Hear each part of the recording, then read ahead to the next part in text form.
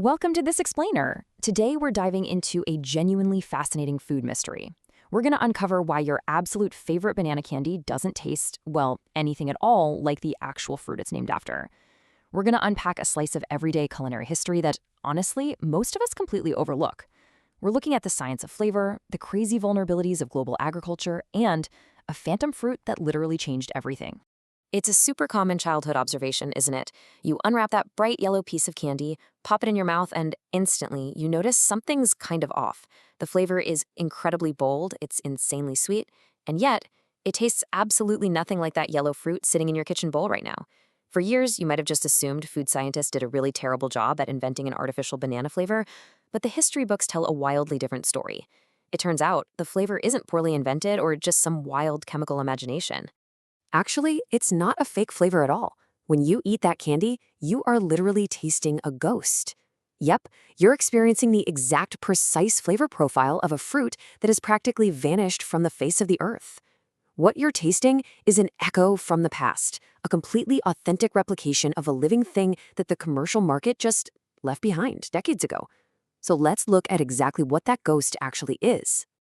Part 1. The Gros Michel Banana, the golden age of flavor. To really understand this whole mystery, we've got to rewind the clock to a legendary variety of fruit that used to completely dominate the globe. The secret to this golden age? Well, it all comes down to a really specific chemical compound called isoamyl acetate. You see, up until the 1950s, pretty much the entire world ate the Gros Michel banana. And this fruit was fundamentally different from the ones we eat today. It was way creamier, vastly sweeter, and the reason for that intense sweetness was a massive naturally occurring concentration of this isoamyl acetate. This compound was just so distinct and so delicious that it became the absolute perfect target profile for candy makers. When they set out to make banana candy, they weren't just guessing. They were perfectly copying the incredible, rich taste of the Gros Michel. Part 2. The monocultured problem, the fatal flaw. So, if this superior, candy-like fruit was universally loved, why did it just disappear from our markets? To answer that, we need to examine a massive, fatal vulnerability in how global agriculture operated back then. The answer lies in the huge danger of strict monoculture. In the mad rush to mass-produce the delicious Gros Michel for the whole world, global agriculture leaned on a system where every single banana plant grown was a perfect, identical genetic clone of the next one. Just imagine miles and miles of crops, millions of plants, and absolutely zero genetic diversity among them. They were basically identical twins on a global scale. And while this was incredibly efficient for farming and shipping, well, it created a ticking time bomb. Because they were genetically identical, the crops had absolutely zero defense when disaster finally struck. Think about it. If a disease could figure out how to kill just one single plant, it inherently knew how to kill every single plant on Earth. And that is exactly what happened when a deadly soil fungus called Panama disease hit the crops.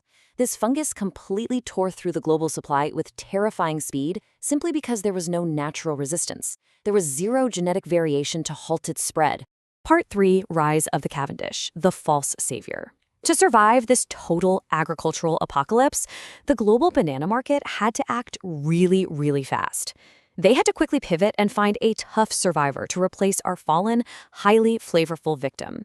Basically, they needed a savior. This entire situation created a pretty tragic timeline. Before the 1950s, the sweet Gros Michel reigned absolutely supreme. Then, suddenly in the 1950s, Panama disease caused a catastrophic wipeout. And this absolute disaster forced the industry's hand, leading us straight into the era we live in today, the era of the Cavendish banana. Now, the Cavendish was chosen for one primary reason, and really one reason only. It just so happened to be resistant to that specific soil fungus. But man, we made a stark compromise as a society to get there. We traded the creamier, sweeter Gros Michel, packed with all that delicious isoamyl acetate, for the modern Cavendish. And let's be honest, it's blander, it's tougher. We essentially traded away that sweet, candy-like flavor of the Gros Michel for a much blander substitute, just so the fruit could survive the commercial market and actually make it to our grocery stores. Sure, the Cavendish survived the disease, but it totally lost that rich original flavor that defined the banana for generations. Part 4. History repeating itself. The killer returns. So, problem solved, right? We found a resistant banana and saved our breakfasts. Well, Before we get too comfortable with our modern produce, we really have to ask a deeply unsettling question. Is our global food supply walking right back into the exact same trap? The frankly terrifying reality we face today is that the modern Cavendish banana, yeah, the exact one sitting in your kitchen right now, is also grown as an identical genetic clone. It possesses the exact same zero genetic diversity that doomed its predecessor. And you guys, history is actively repeating itself here because right now, a brand new fungal strain is already hunting the Cavendish down. We are watching the exact same slow-motion agricultural disaster play out all over again. It really exposes those fragile illusions of abundance we see in our grocery stores. Learning just how fragile and manipulated our daily fruit supply actually is, it really forces us to question everything we buy at the supermarket. We tend to think of our produce as fresh, natural, and super secure, right?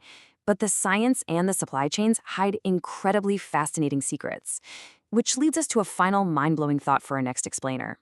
Speaking of foods hidden in storage and the strange journey our produce takes before we eat it, could that perfectly crisp, pristine apples sitting in your fridge right now literally be older than the laptop you are using today? Seriously, think about that next time you take a bite. Make sure to catch our next explainer to find out.